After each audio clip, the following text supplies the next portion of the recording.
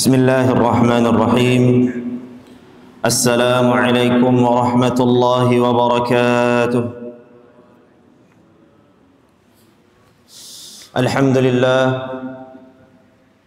والصلاة والسلام على رسول الله محمد بن عبد الله وعلى آله وأصحابه ومن تبع هداه.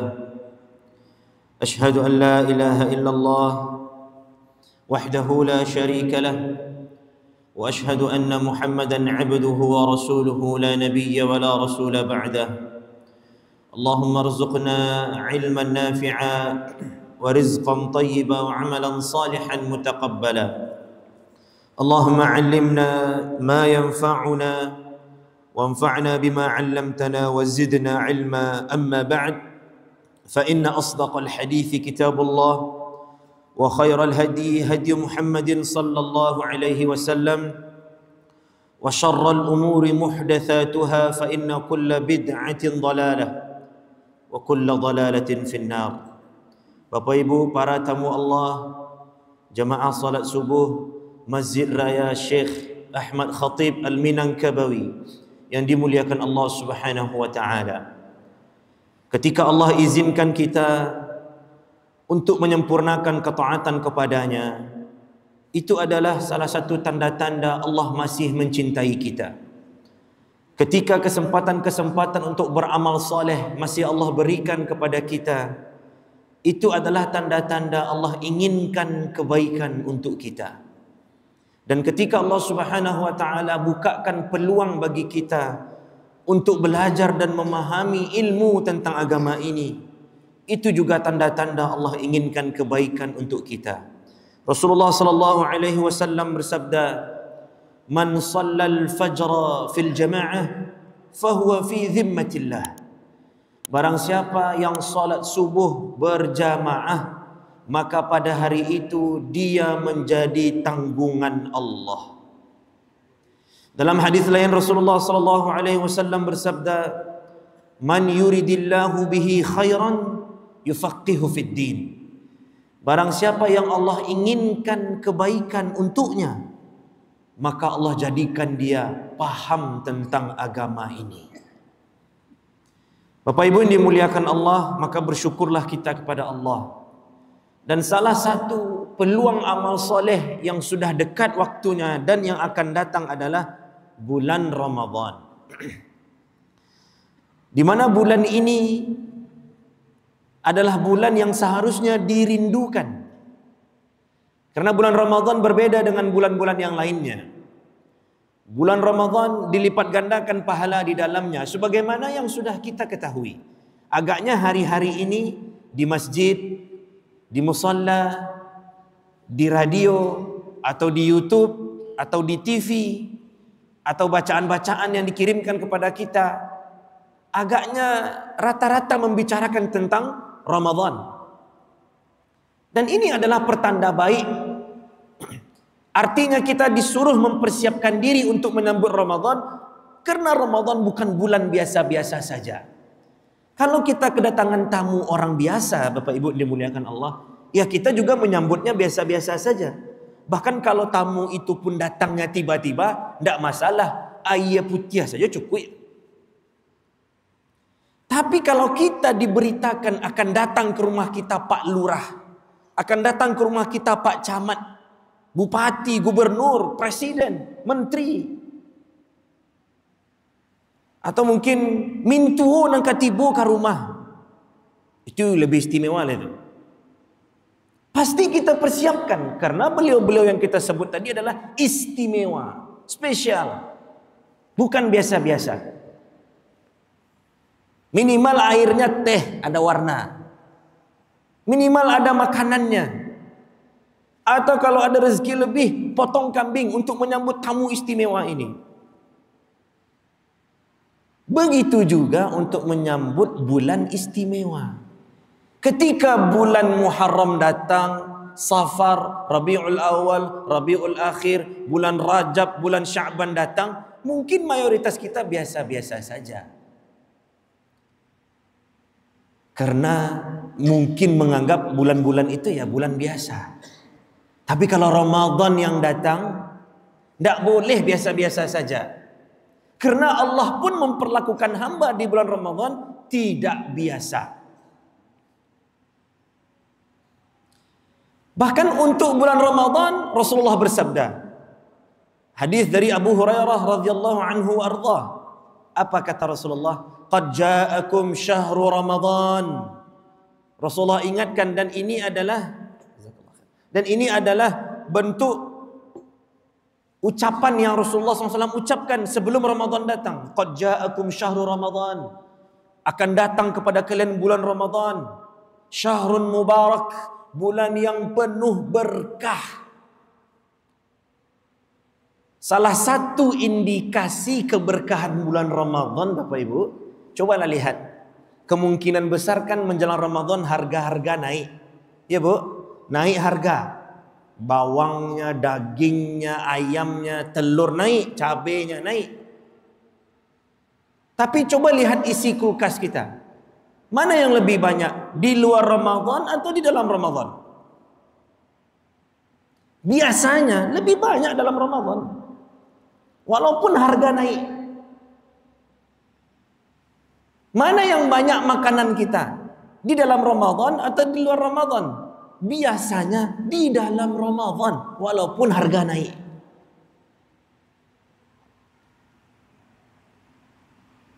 Walaupun sedang puasa, masih kuat juga bekerja. Bisa juga pergi ke kantor. Ini bukti keberkahan bulan Ramadan. Indikasi keberkahan bulan Ramadan, walaupun yang kita sebutkan tadi baru bersifat duniawi. Apalagi yang ukhrawinya. Qad ja'akum syahru Ramadan, kata Rasulullah. Syahrun mubarak, bulan yang penuh berkah. Fihi tuftahu abwabul jinan. Di bulan Ramadan dibuka pintu, semua pintu syurga dibuka. Maknanya adalah semua peluang amal soleh terbuka. Wa tughlaqu fihi abwabul jahim, dan pintu neraka jahim, induknya neraka itu ditutup. Maksudnya adalah semua peluang amal buruk itu tertutup harusnya. Bahkan dilanjutkan, wa tughallu fihi asyayatin. Syaitan-syaitan dibelenggu, berarti tidak ada lagi bisikan untuk berbuat jahat. Fihi lailatun khairun min alfi syahr. Di bulan Ramadan ada bulan yang kalau ada malam yang kalau kita beribadah di malam itu lebih baik daripada 1000 bulan. Lebih baik, bukan sama. Karena dalam surah Al-Qadar dikatakan khairun min alfi syahr, lebih baik.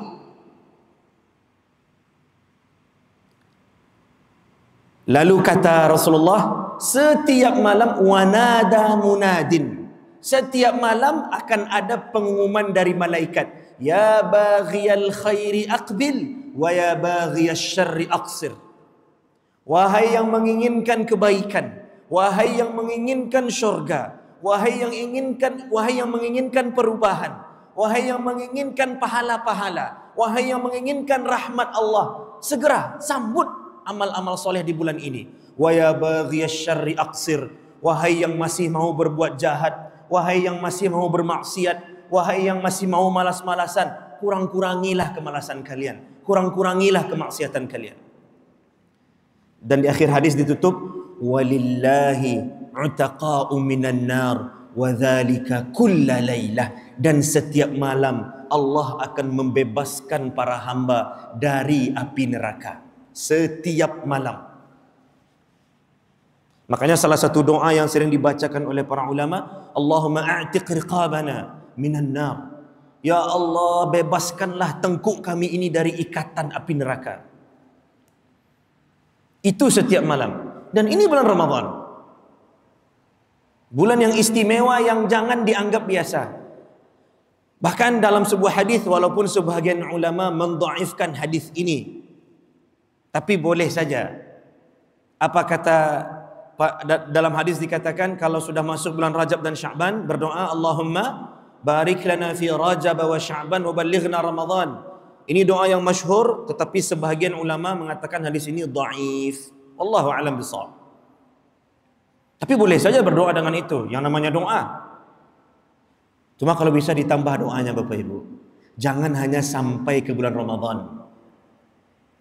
Ya Allah, sampaikan kami kepada bulan Ramadan. Jangan titik, koma. Ya Allah, kuatkan kami untuk berpuasa. Bantu kami untuk menjauhi hal-hal yang merusak puasa. Bantu kami untuk menghidupkan malam-malam Ramadan.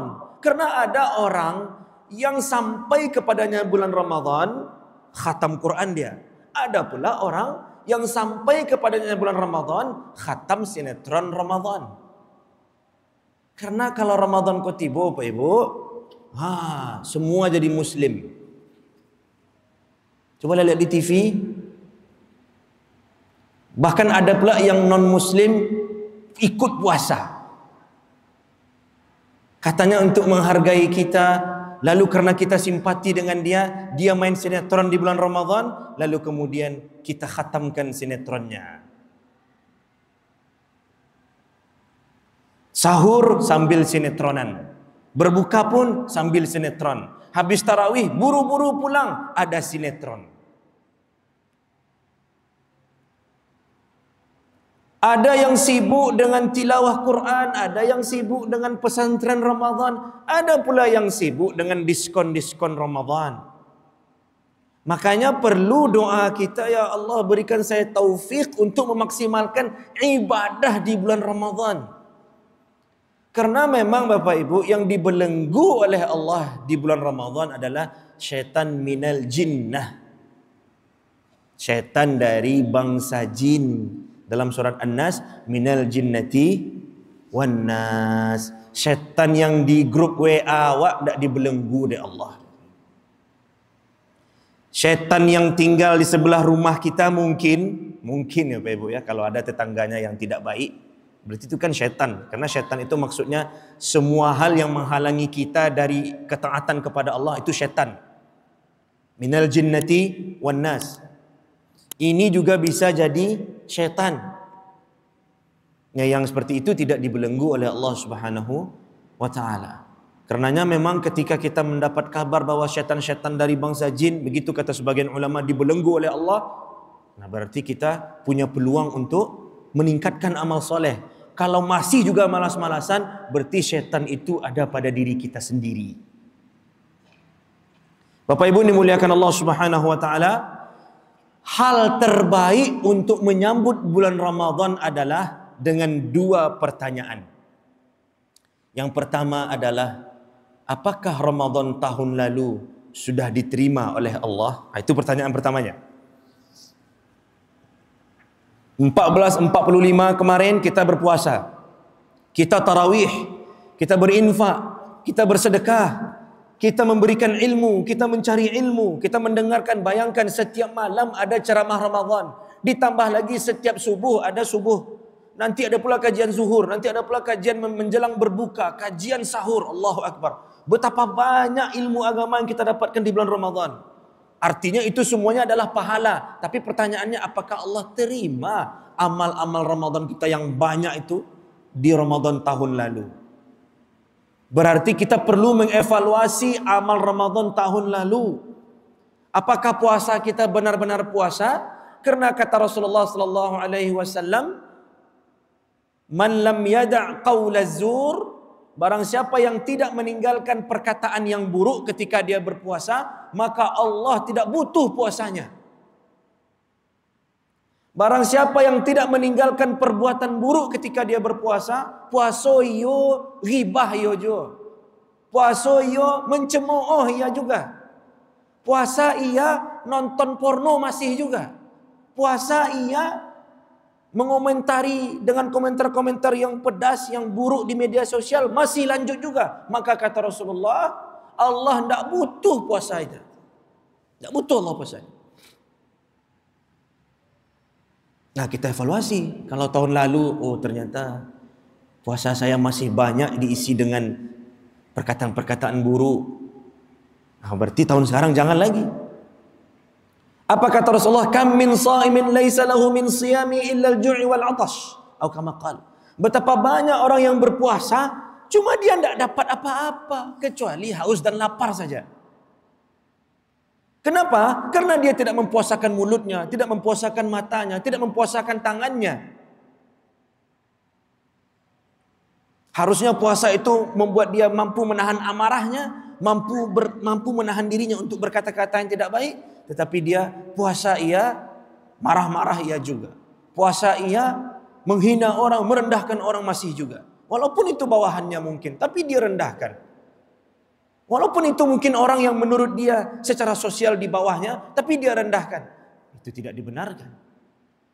Karenanya, hadirin dan hadirat yang dimuliakan Allah SWT, perlu kita evaluasi Ramadan tahun lalu. Perlu. Supaya tidak terulang lagi Ramadan tahun ini. Kalau itu buruk, kalau itu baik, pertahankan atau tingkatkan. Ini pertanyaan pertama. Pertanyaan kedua, sudahkah siap jiwa kita untuk menyambut Ramadan? Nah, itu penting. Tazkiyatun nufus menjelang Ramadan penting. Kunci utama untuk istiqamah dalam beribadah adalah hati yang suci dan tenang. Kunci utama untuk istiqamah dari satu Ramadan sampai malam terakhir Ramadan adalah hati yang suci.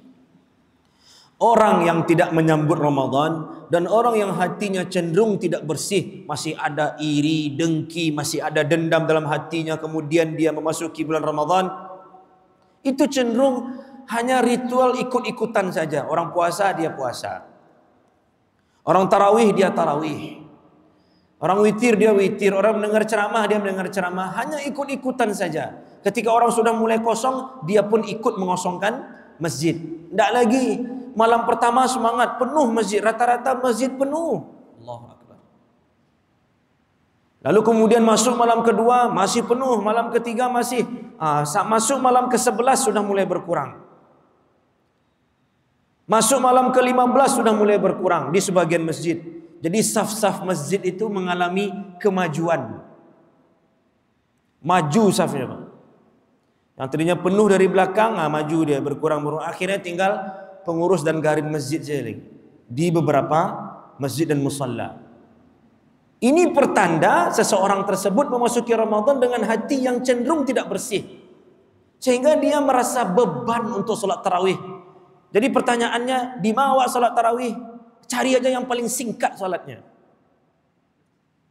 Di mana salat tarawih? Cari yang ceramahnya paling singkat, yang salatnya paling singkat dan jajanannya banyak. Itu.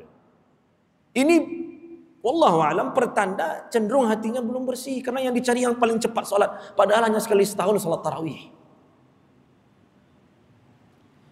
Berarti untuk mensucikan diri Bapak Ibu dimuliakan Allah, sambutlah Ramadan dengan taubatan nasuha. Bertobat kepada Allah.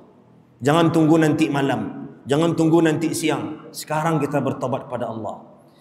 Hiasi hari-hari kita dengan, ya Allah, saya menargetkan setiap hari sebelum Ramadan saya akan istighfar 1000 kali umpamanya. Istighfar. Bertaubat kepada Allah. Karena amal terbaik untuk mensucikan diri adalah zikrullah. Banyak-banyak istighfar. Dalam taubat kita banyak-banyak bertasbih, bertahmid, bertahlil. Setelah urusan kita selesai dengan Allah, selesaikan pula urusan dengan sesama manusia. Walaupun tidak ada anjuran khusus dari Rasulullah untuk saling memaafkan dan meminta maaf sebelum Ramadan, tapi agaknya secara umum itu disyariatkan, walaupun tidak ada anjuran khususnya, agar hati kita sudah terbebas dari dengki, dendam. Tak boleh. Dulu kadang istilah ambo sampai poso kapanpun mintu ambo tu ndak akan ambo calik. Mama ambo tu ndak akan ambo temui. Keponakan ambo tu ndak akan ambo acuhkan. Sampai poso kapanpun. Subhanallah. Kalau sekedar sampai Ramadan ya begitu dia. Maka perlu disucikan hati, kembali bertaubat kepada Allah. Kalau hati kita sudah bersih, sudah suci, maka insya Allah kita akan istiqamah beribadah sampai ke ujung Ramadan. Bapak Ibu dimuliakan Allah, yang dimuliakan Allah, di awal Ramadan hadis yang berlaku adalah innamal a'malu binniyat. Di akhir Ramadan, hadis yang berlaku adalah innamal a'malu bil khawatim. Innamal a'malu binniyat artinya adalah amal itu hanya tergantung niatnya. Maka pastikan dengan hati yang suci niat kita benar. Dan dalam hadis tadi innamal a'malu bil khawatim, amal itu hanya dilihat dari akhirnya. Kalau seseorang berhasil sampai ke akhir Ramadan meningkatkan amal salehnya, itu pertanda sukses Ramadannya. Wallahu alam dengan kepastian sukses atau tidaknya di sisi Allah, tapi kita bisa melihat pertanda sukses Ramadannya. Jadi harusnya Bapak Ibu dimuliakan Allah, semangat Ramadan itu grafiknya naik dari 10 awal, 10 kedua sampai 10 ketiga. Sampai malam terakhir. Jadi kalau ada yang mau beli baju lebaran, belilah dari sekarang agar di akhir Ramadan tidak disibukkan dengan kesibukan-kesibukan lebaran. Ini hal yang mesti kita perhatikan untuk menyambut bulan Ramadan. Yang pertama, mengevaluasi Ramadan kita tahun lalu, dan yang kedua, memastikan agar kita dapat mensucikan diri sebelum Ramadan tahun ini kita masuki. Bapak Ibu ini muliakan Allah Subhanahu wa taala. Ini ada beberapa pertanyaan yang kami kumpulkan, tentu mungkin bukan dari jamaah yang hadir hari ini, yang beberapa kali ditanyakan kepada kami atau kami dengar diskusinya dari para ustadz, dan itu berkaitan dengan bulan Ramadan. Yang pertama, bolehkah puasa Sya'ban setelah 15 Sya'ban? Nah, ini yang pertama nih. Kan sekarang sudah 16 atau 17 Sya'ban atau 18 Sya'ban. Sudah lewat 15 Sya'ban. Apakah masih boleh berpuasa setelah 15 Sya'ban? Wallahu a'lam bishawab, khilaf di antara para ulama fikih. Pendapat yang pertama mengatakan tidak boleh. Karena ada hadis dari Rasulullah sallallahu alaihi wasallam yang mengatakan, yang artinya kalau sudah datang 15 Sya'ban maka jangan lagi berpuasa. Hadis ini disahihkan bahkan juga oleh Imam Al-Albani. Ini pendapat pertama. Berarti hari ini tidak boleh lagi berpuasa, kecuali puasa Senin, Kamis, yang sudah biasa dengan puasa Senin, Kamis. Ini pendapat pertama. Pendapat kedua mengatakan tetap boleh, karena hadis yang digunakan oleh pendapat pertama tadi adalah hadis yang dhaif, bahkan ada yang mengatakan hadisnya mansukh, sudah dihapus. Kenapa demikian? Karena Ibunda Aisyah radhiyallahu anha meriwayatkan bahwa Rasulullah sallallahu alaihi wasallam berpuasa di bulan Sya'ban hampir sebulan penuh. Artinya umum, motivasinya ya puasa terus. Ini pendapat yang kedua. Wallahu a'lam, mana yang lebih kuat, mana yang lebih benar Ustaz? Dua-duanya kuat, dua-duanya benar. Tapi kami pribadi lebih condong ke pendapat kedua yang mengatakan bahwa walaupun sudah lewat 15 Sya'ban tetap boleh berpuasa, karena hadis Ibunda Aisyah tadi, dan bahkan Imam Hasan Al-Basri mengatakan hadis yang ada larangan berpuasa setelah 15 Sya'ban di dalamnya itu hadisnya sudah dihapus. Bahkan dikatakan oleh ulama lain, semua ulama sepakat boleh berpuasa setelah 15 Sya'ban, kecuali 1 atau 2 atau 3 hari menjelang Ramadan. Awak tidak pernah puasa 1, 2 sampai 20 Sya'ban, tidak pernah puasa. Sampai 25 Sya'ban tidak pernah puasa. Masuk 27 Sya'ban baru kita sengaja puasa. Ini yang tidak dibenarkan. Kecuali kita sudah terbiasa puasa Senin Kamis, lalu pas ternyata sehari 2 hari sebelum Ramadan itu Senin Kamis, sebahagian ulama membolehkan, termasuk Imam Asy-Syafi'i membolehkan. Tapi kalau tidak biasa, sengaja pula menjelang Ramadan itu baru puasa, itu tidak dibenarkan. Salah satu faedahnya, hikmahnya adalah agar kita memisahkan antara bulan Sya'ban dan bulan Ramadan, dan agar tidak terlihat menyambung antara puasa di bulan Sya'ban yang hukumnya sunnah dengan puasa di bulan Ramadan yang hukumnya wajib. Wallahu a'lam bissawab. Pertanyaan kedua juga yang sering muncul, mana yang lebih baik bagi musafir, berpuasa atau berbuka? Ini adalah pertanyaan yang muncul karena memang dalam sebuah ayat, faman kana minkum maridan aw ala safarin fa'iddatun min ayyamin ukhar. Barang siapa yang sakit atau dalam perjalanan jauh, maka batalkan aja puasa Ramadannya, ganti puasa di hari lain di luar Ramadan. Tapi dalam ayat itu ditutup dengan wa antasumu khairun lakum in kuntum ta'lamun. Bahkan kalau engkau berpuasa itu lebih baik kalau kamu mengetahui. Tapi ada dalam hadis lain kata Rasulullah, laisa minal birri as-siyamu fis safar. Bukanlah sebuah kebaikan, bukanlah sebuah amal soleh berpuasa dalam perjalanan jauh. Lalu bagaimana cara menggabungkan dua ayat hadis ini? Kesimpulannya adalah ulama juga berbeda pendapat tentang hal ini. Ada ulama yang mengatakan bahwa yang terbaik saat safar, saat perjalanan jauh adalah berbuka. Karena itu adalah rukhsah dari Allah, keringanan dari Allah, sedekah dari Allah yang Allah senang kalau kita terima. Dengan dalil hadis Nabi tadi, laisa minal birri as-siyamu fis safar. Tidaklah sebuah kebaikan berpuasa dalam perjalanan. Pendapat pertama mengatakan ini, dan ini berlaku untuk puasa sunnah ataupun puasa wajib. Ini pendapat pertama. Khilaf di antara para ulama. Kalau ulama terdahulu khilaf, sedangkan kita belum selevel keilmuannya dengan mereka, maka kita tidak diperkenankan untuk membatalkan pendapat siapapun. Kalau kita belum punya ilmunya, belum selevel dengan mereka. Ini yang pertama. Yang kedua, Bapak Ibu yang dimuliakan Allah Subhanahu wa taala, pendapat yang mengatakan bahwa yang terbaik kalau dia mampu adalah tetap melanjutkan puasanya. Wa antasumu khairul lakum. Dengan syarat kalau dia mampu. Jangan sampai gara-gara dia memaksakan puasa, akhirnya menjelang maghrib drop, diinfus, masuk rumah sakit. Nah, itu berarti tidak benar lagi. Ini pendapat yang kedua. Pendapat yang ketiga mengatakan bahwa kalau dia mampu, maka baik untuknya melanjutkan puasa wajib. Berarti hadis tadi berlaku untuk puasa sunnah. Sedangkan ayat yang dibaca tadi berlaku untuk puasa wajib. Artinya apa? Kalau dia sedang berpuasa wajib, Bapak Ibu dimuliakan Allah, kalau dia sedang puasa wajib, kemudian dia melakukan perjalanan dari Padang ke Pekanbaru dan dia baik-baik saja, saya tidak lelah, saya tidak kepanasan, saya tidak ini dan itu, saya mampu, tidak ada masalah. Maka karena dia puasa wajib, berarti puasa Ramadan atau puasa nazar atau puasa qadha mengganti, maka dia lebih baik melanjutkan puasanya. Tapi kalau dia puasa sunnah, umpamanya hari Senin tiba-tiba dia diajak pergi ke Pekanbaru, maka lebih baik baginya untuk membatalkan puasa. Ada lagi pendapat yang mengatakan bahwa yang keempat,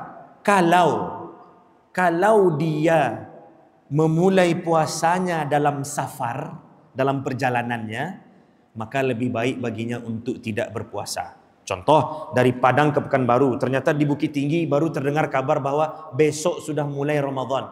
Dia masih safar nih. Atau Padang Jakarta, atau pokoknya perjalanan jauh, dia masih safar, tapi dia mendengar sudah masuk hilal Ramadan besok. Maka yang seperti ini baik baginya untuk tidak berpuasa. Ambil rukhsah. Namun, kalau seandainya dia berpuasa sewaktu mukim, masih di Padang, belum kemana-mana, di tengah hari barulah dia diajak, maka yang seperti ini kalau dia mampu, lebih baik dia melanjutkan puasanya. Wallahu a'lam bishawab. Ada pertanyaan, Ustaz? Kalau ada, kita mulai dari situ. Ini saya melanjutkan saja nih. Pertanyaan juga batas sahur. Sampai mana kita sahur? Sampai kapan kita sahur? Apakah sampai mendengar azan? Jawabannya tidak. Wallahu a'lam bishawab. Kita berhenti sahur ketika waktu subuh sudah masuk. Terdengar tak terdengar azan, lah masuk waktu subuh, stop. Wa kulu washrabu hatta yatabayyana lakumul khaytul abyadu minal khaytil aswadi minal fajr.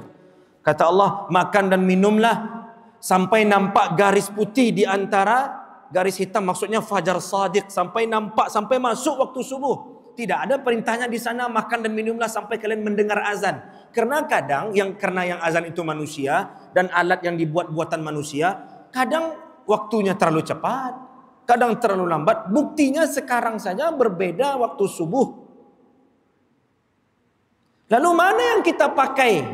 Ambo Ustaz kalau sembayang ikut waktu pemerintah. Kalau sahur ambo ikut Muhammadiyah. Panjangan seketik sebab mau ngopi Ustaz. Bapak Ibu dimuliakan Allah, ikut kebiasaan yang sudah kita putuskan selama ini. Kalau selama ini Bapak Ibu salat subuhnya mengikut Muhammadiyah, yang ini mohon maaf bukan bermaksud mengkampanyekan ormas, enggak. Karena begitu faktanya. Muhammadiyah memundurkan 8 menit. Jadi kalau ada Bapak Ibu yang sudah memutuskan selama ini mengikuti waktu subuh Muhammadiyah, ikuti saja itu, tidak masalah. Jangan ragu-ragu lagi. Ya, kalau seandainya selama ini ikut pemerintah yang mundur, yang dimajukan 8 menit, artinya kalau sekarang kan 5.20, Muhammadiyah 5.20, dimajukan saja 8 menit, berarti 5.12. Berarti 5.12. Yaudah itu berarti 5.12. Jangan suka-suka kita. Ambo kalau sembahyang iko, kalau sahur iko. Enggak. Jadi Bapak Ibu jangan menunggu azan. Pokoknya kalau sudah masuk waktu subuh, berhenti makan dan minum, berhenti sahur. Berhenti. Berarti harus ada imsakiyah di rumah kita, harus ada. Lihat, cari yang dihisab oleh tim ahli. Karena gawat kalau subuh tu mati lampu. Coba mati lampu, jam 6:30 masih makan je orang.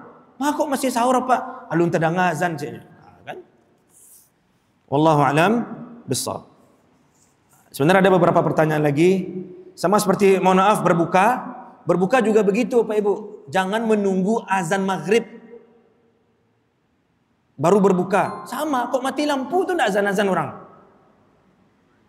Maka waktu maghrib sampai wa atimmus siyama ilal lail kata Allah, dan sempurnakan malam sampai sempurnakan puasa sampai malam. Malam itu kapan mulainya? Ketika matahari sudah tenggelam. Berarti itu maghrib.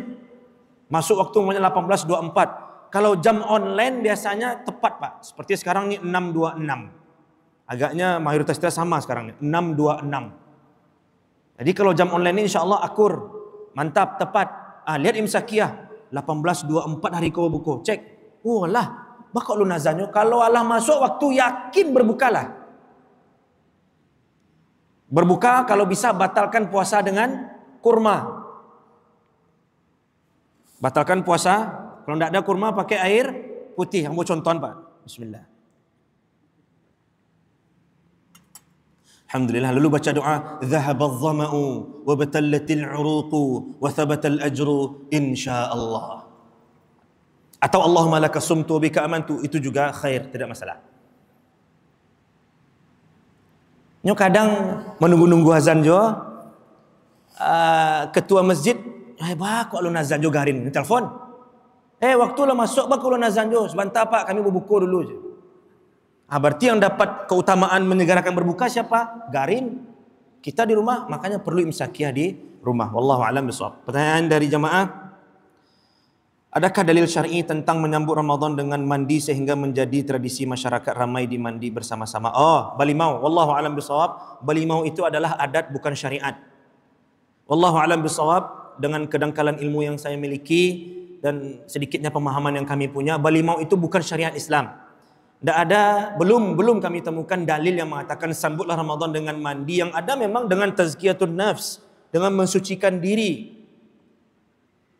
Itu pun dalilnya tidak khusus. Kalau mandi, wallahu a'lam bishawab, yang ada syariatnya mandi wajib. Dan rata-rata mandi balimau itu apakah seperti tata cara mandi wajib? Kan enggak. Berarti itu bukan mandi yang syar'i. Tapi apakah boleh? Wallahu a'lam bishawab. Ya kalau secara adat mungkin boleh-boleh saja. Tapi kalau harus begitu dan bahkan sampai mengganggu orang lain, bahkan sampai bermaksiat, campur mandi laki-laki perempuan yang disambut Ramadan cuma disambut dengan dosa, tentu itu tidak dibenarkan. Tapi kalau sekedar mandi dengan niat, ini beda lagi nih. Dia niat mandi, tidak harus pula ke sungai. Boleh kok di rumah sehari menjelang Ramadan itu atau malam pertama Ramadan dia mandi bersih-bersih supaya wangi, supaya bersih, supaya tidak mengganggu orang solat di masjid tarawih. Itu mungkin tak masalah. Jadi niatnya supaya bersih tadi, bukan khusus untuk menyambut Ramadan. Itu mungkin mubah saja. Tapi kalau harus mandi, harus balimau, harus pakai limau dan seterusnya, itu adalah adat. Bercampur-campur pula laki-laki perempuan, wallahu a'lam bishawab, itu agaknya perlu kita pertimbangkan lagi. Wallahu a'lam bishawab. Assalamualaikum Ustaz, mana yang didahulukan solat wudu atau solat tahiyatul masjid? Wallahu a'lam bishawab, lihat waktunya. Kalau waktunya singkat, hanya bisa 2 rakaat, maka solat sunat wudu kita itu sudah bisa mewakili solat tahiyatul masjid, atau solat tahiyatul masjid kita sudah mewakili solat sunat wudu, atau bahkan untuk ibadah sunnah yang sejenis, satu amal boleh dengan 2 niat. Syaratnya ibadah sunnah yang sejenis.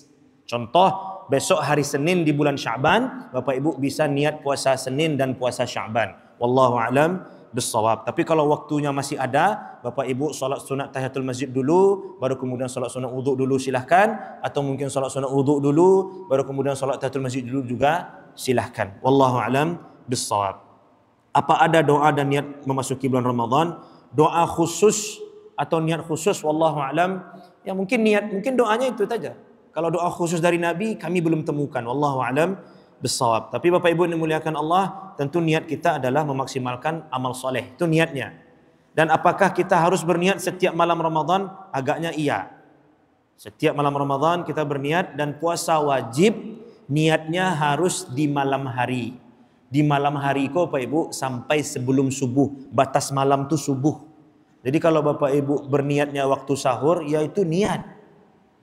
Berlaku niatnya, tidak mesti sebelum tidur, karena malam itu dari maghrib sampai subuh, itu yang malam. Wallahu a'lam bissawab. Terakhir, jika orang yang diinginkan Allah kebaikan maka dimudahkan menuntut ilmu, bagaimana dengan yang faham ilmu agama tapi agak sulit beribadah, bahkan cenderung ingkar? Na'udzubillah. Wallahu a'lam bissawab. Bapak Ibu dimuliakan Allah, nyo ustaz, nyo ulama, masya Allah, dia dianggap alim, dia menjadi tempat bertanya, ilmunya banyak, tapi cenderung mengingkari ibadah, cenderung malas-malasan. Wallahu alam bisawab. Mungkin ada yang salah dengan niat atau cara menuntut ilmunya. Terus kok tetap juga Allah berikan ilmu? Ini yang paling kita khawatirkan. Jangan-jangan istidraj. Allah berikan dia nikmat agar dia paham ilmu, tapi ternyata dengan itu dia malah lebih jauh dari Allah Subhanahu wa taala, dan dengan itu Allah tambah azab untuk dirinya. Wallahu taala alam bisawab. Bapak Ibu dimuliakan Allah Subhanahu wa taala. Habis Ustaz Ada ya? Bapak Ibu dimuliakan Allah, izinkan hamba menjawab 2 pertanyaan lagi dari sini, singkat saja. Mana yang lebih baik, tarawih itu 4-4 atau 2-2? Wallahu alam bisawab. Bapak Ibu dimuliakan Allah, kedua-duanya ada dalil. Tapi karena kami yang menjawab di sini, wallahu alam bisawab, yang lebih kuat agaknya adalah dalil 2-2.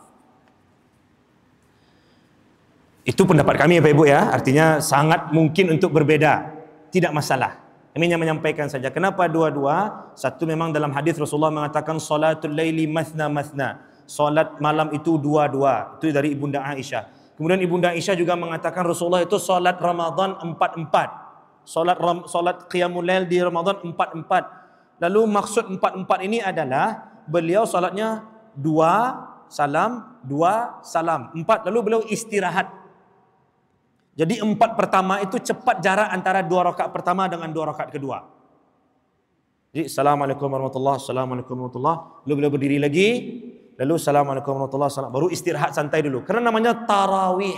Apa arti tarawih itu? Santai, rohah. Jadi kok ada yang sasa angok panik siap tarawih, itu ada yang keliru dengan tarawih. Namanya tarawih. Kan awak lah siap lapar haus di bulan Ramadan. Siangnya, malamnya santai. Wallahu a'lam bishawab. Kemudian juga kita kan disuruh untuk ibadah sunnah itu dipanjang-panjangkan. Kalau ampek sekali tagak tu panik, dak tarawih namanya leh.